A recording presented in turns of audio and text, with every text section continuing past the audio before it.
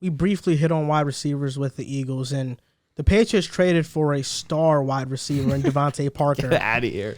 The Patriots got DeVante Parker, a 5th-round pick, and the Dolphins got a 2023 3rd-round pick. Now, I know what you two are going to say, so I want to go first. I know you two aren't the highest on DeVante Parker. I thought you were a DeVante Parker fan. I was in 2019. Yeah, and you hate him now. I know with you, Joel, you just don't like DeVante Parker. I'm not sure what the... I think he's a guy. I'm not sure what the core of that is. I think because of me. He's because a guy. with I used Drew, to chat about DeVante Parker. For with one Drew, great season in fantasy. With Drew, I know why he doesn't like DeVante Parker. It's because it creates no separation. He didn't have the most success with Tua, and he likes to blame DeVante Parker for Tua's shortcomings. That's why I know you don't like DeVante. No, I blame him because he doesn't separate from his defender. That's why I blame him. He cried in that Titans game, too, complaining on the field. He needs to catch the ball. That's what he needs to worry about. He hasn't had 1,000 yards since 2019. You're right. 515 yards this past season in 2021 in 10 games, which isn't bad. You know, that's like on pace to have about 800 yards. That's not horrible. In 2019, he had a 105.8 passer rating when targeted, and that was when Ryan Fitzpatrick was the quarterback starting there. Let's get this out of the way. Mac Jones is not Tua. He's better than Tua. He's also not Fitzpatrick. Mac Jones. How is he better than him? Can get the ball to DeVante Parker in places Tua simply couldn't. That's wrong. But it's as simple as that. That is one of the worst takes ever. Can I finish? But real quick, can I finish? One sentence. Mac Jones isn't going to throw the type of balls that Fitzpatrick did in his great season with DeVante Parker. Mac Jones, lesser rip. Not like Tua Fitzpatrick, doesn't. bro. Fitzpatrick is like the gunslinger. That's because he's not a dummy.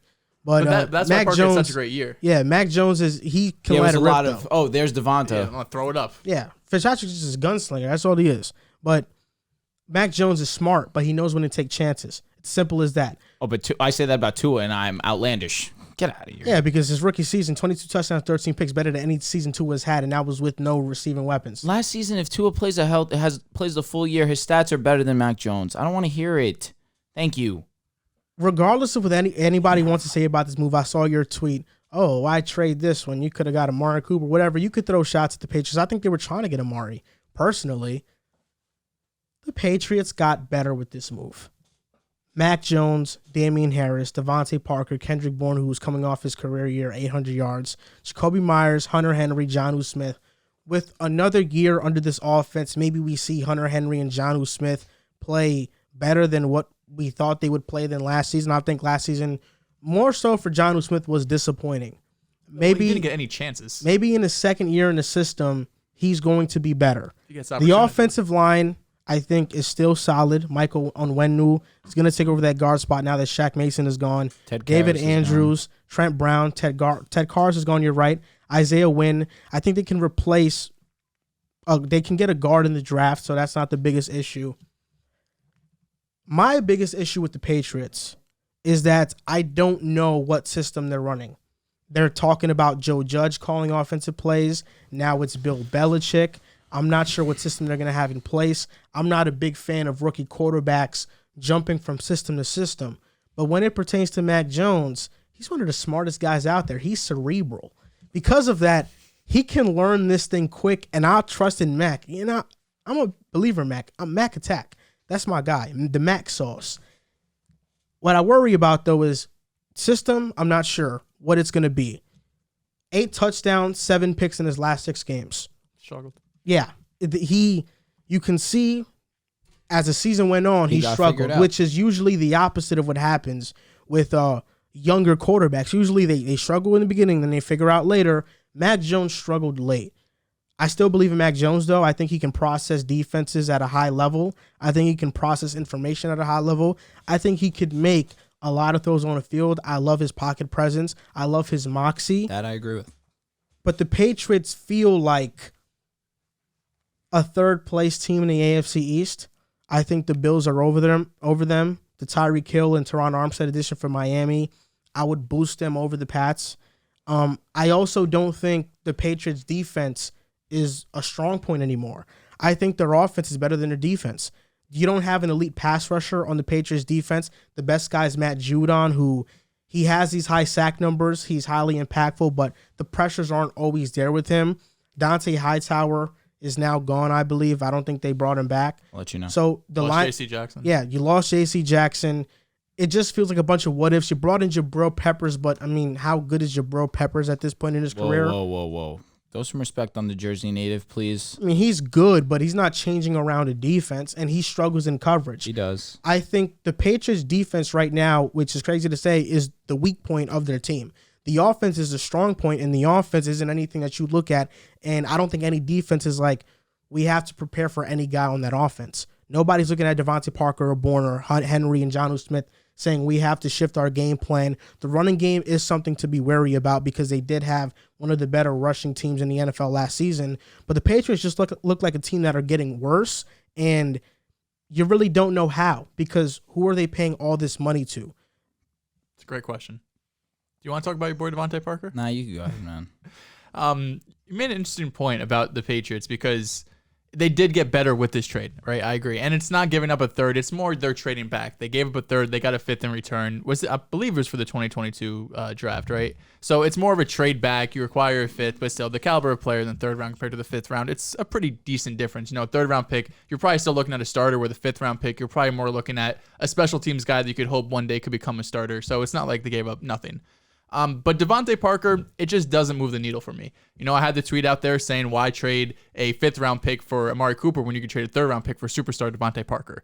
DeVante Parker is, at this point in his career, he had the great season with Ryan Fitzpatrick, where he showed to be one of the better 50-50 ball receivers. Fitzpatrick was letting it sling, and, you know, Parker put up a great season with him. Once Tua came in, the offense changed around. It was more RPO. It was more based on getting separation, which is something that's not Parker's strong suit, right? That's not where he's going to excel or succeed in the NFL. Mac Jones, I think it's a better fit in terms of him versus Tua, just because of based on the offense, right? He's a better quarterback. I do like Mac more than Tua, but that's not the reason I was going to say. There's nothing Mac does better than Tua. He's a better quarterback. There's nothing he does better than him. I think that the offense in New England is not going to be, it's not going to be RPO centric, and it's not going to be based on this, you know, on quick passes at least. I think Mac Jones has a better, in his offense, better chance to move the ball down the field. Now, we'll see with McDaniel there how that changes with Miami. But regardless, I think it was a good move for both the Dolphins and Parker. It seemed like they kind of amicably split ways, right? Parker didn't really want to be there. I know there was rumors for a little bit, at least the last month or so, that Parker wanted to move on. So I'm glad that they were able to do it. Interesting enough, they trade in division, which is something you rarely see across the NFL. And then the Mets and Yankees made a trade the day after, which was pretty funny. But I still look at the Patriots offense, and they need a number one receiver, right? DeVante Parker, Kendrick Bourne, Nelson Aguilar, none of these guys are number ones.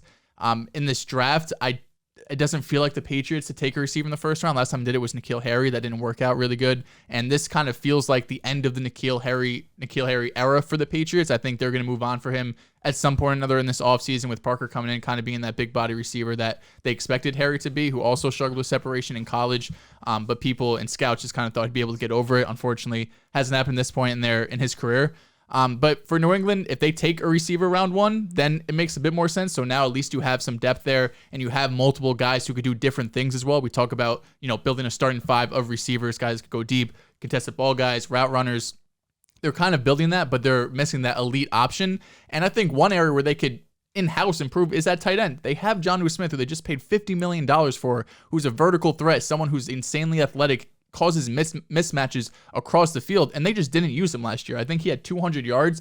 Hunter Henry was more of the red zone threat, who had, I believe, 10 touchdowns. He might have led all tight ends in touchdowns last season. Number 2, Dawson Knox. Number 2, oh, wow, Dawson Knox. Better than Gabe Davis. I told you. I keep telling you about Dawson. I have him in 2 of my dynasty teams, you're welcome, because I keep telling you that he's elite. You're a fan. But yeah, if they're able to, you know, at least bring Jonnu to what they expected him and what they paid him to be, pair that with the number one receiver, however they get it. I would have liked them to be more aggressive to get Amari Cooper. I know you're going to be paying him more than DeVante Parker, but you're also getting a lot more from Amari Cooper than DeVante Parker. Isn't DeVante Parker just what they wanted N'Keal Harry to always be? More or less, yeah.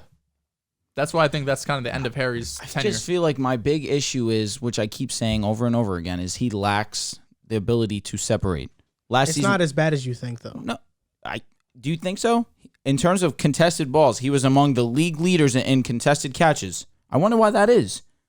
Because anytime he has an opportunity to catch the ball, it's because he cannot separate from a defender. So if he's going to get the ball thrown to him, it's going to be in situations where the defender's on his hip and he's really going to have to make an acrobatic catch, which, credit to him, he can definitely do. but he lacks the ability to really separate from defenders. I'm 100% with you guys. Any help is good help. And you bring in DeVante Parker for a third-round pick, I don't hate it, but when you look at it from the glasses of they could have spent the fifth-round pick and gotten Amari Cooper, take on a little bit more of a contract, I would probably have done that in my opinion, especially with Mac Jones, who needs that alpha wide receiver one to come in and really help him out, especially early in his development. But I don't hate it. I agree with you. I want to see them still acquire an alpha wide receiver one. We're going to talk about a situation later in the show where I do believe they can still acquire that. However, this offense is one of the worst weapons room outside of running back still in the league. I'm the biggest Kendrick Bourne fan you'll ever see.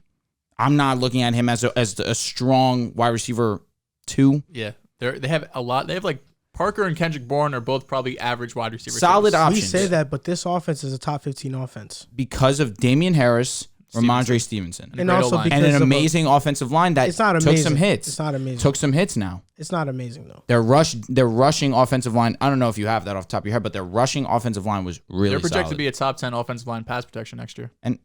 And that's going to be beneficial for Mac Jones, even though he can escape out the pocket. His pocket presence is really great regardless of that. So it's going to be beneficial for him. But it's not going to be beneficial if his wide receiver 1, DeVante Parker, is not getting separation. If his wide receiver 2, Kendrick Bourne, is really being used more as a gadget guy. We want to see him start to make throws down the field, start to really push this offense, start to show what he can really be capable of as a franchise quarterback, which is what they drafted him to be. I think they still need that alpha one, and I don't think DeVante Parker is that answer. I think they need a wide receiver 1 still, but I don't necessarily agree with this way of thinking that you need to have so many elite options at receiver. You don't need so many. You need one at least. I feel like as long as your offense works and it has a system that works, you'll be fine. I think the Patriots still have a top 15 offense. But their ceiling is low, extremely low. Let's look at the teams. The ceiling is low because the defense is going to take a big hit. Can we look at the teams in the AFC and NFC championship games? Here's your alpha, Tyreek Hill. Here's your number 2 alpha, Travis Kelce. Now let's go to the Bengals. Jamar Chase. T. Higgins is arguably the best wide receiver 2 in the NFL. The best wide receiver 3. There you go. And now you look at the NFC. You have Cooper Kupp, who's arguably the best receiver in the NFL. And on the other side, Deebo Samuel. You need these guys to... Of course. I'm just not trying to go too in depth. We know those guys. The alpha X factor receiver or tight end is essential if you really want to make a push. I think Brandon Ayuk could be the best receiver on this team, and he's their number 3 on San Francisco. As of recently, yeah, you're right. Teams that have had those receiving weapons have gone farther in the playoffs. But you look at historically, it's not always been that way. It's a different NFL. I mean, look at Tom Brady, right? Tom Brady was doing it for years on end of doing it with mediocre wide receiver talent. Got to a point where he couldn't do it anymore. Yeah, because it used to be like that's why the Bengals were so surprising because we never seen a team with such a bad offensive line. Well, he couldn't do it. He couldn't do it anymore because Gronk regressed tremendously, and the defense, he was injured, and the defense wasn't what it once was. It's just impossible to play one-on-one defense against wide receivers. That season, the Patriots were the number 1 defense in the NFL. Versus the Titans? They lost in the first round. They lost to the Titans? And they couldn't move the ball. Yeah, I mean, I was high because on the Titans. No, rightfully so. You were definitely high on them. I remember you saying Tannehill was going to have a breakout year, respect to you. But in the sense of, let's just look at the Patriots for a sec. Defense was great that season, and their offense really got carried by their defense. And you'd think that come playoff time, Brady would have been able to overcome that. But against a Titans team who was really an underdog throughout the entirety of that playoffs, the weapons weren't strong enough to overcome. But also that year in the first 8 weeks, the Patriots' schedule was insanely easy. It was very late. And that's what inflated their defense. I don't disagree with that. Versus top teams, they gave up like 30 Gilmore was points. Defensive Player of the Year that season. Oh, you're right. Yeah, they had the talent for sure. But it kind of went hand in hand. Towards the end, versus the elite teams that year. Ran out of steam. Not even that. Versus the elite teams that year, they got smoked. I remember they got smoked versus the Ravens. I mean, they only lost 4 games, correct? And that was before their bye.